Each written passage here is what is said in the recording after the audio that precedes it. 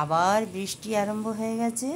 আর এই বৃষ্টিতে আমি বেরিয়েছি মেয়েকে আনতে যাব পার্লারে।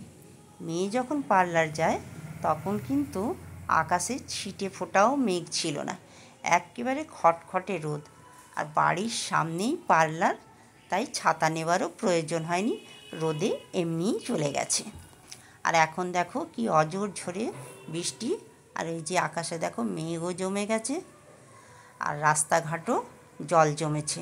রাস্তাঘাটে জল জমার কারণও আছে, চলো তোমাদেরকে যেতে যেতে দেখাবো। এই যে মেয়ে অপেক্ষা করছে আমার জন্য, আর বলছে দেখো আমি চুল কেটেছি কেমন লাগছে। আমি বললাম ভারী মিষ্টি লাগছে। তো এই যে এবারে চলো বাড়ির পথ ধরি।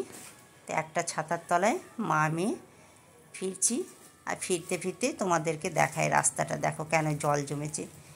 এই রাস্তাটা আজ বিগত কয়েকদিন ধরে তৈরি হচ্ছে, কিন্তু মাঝে মধ্যেই এই প্রাকৃতিক দুর্যোগের জন্য কাজ আটকে যায়। আজকেও কাজ হচ্ছিল, বৃষ্টির জন্য কাজ বন্ধ হয়ে গেল।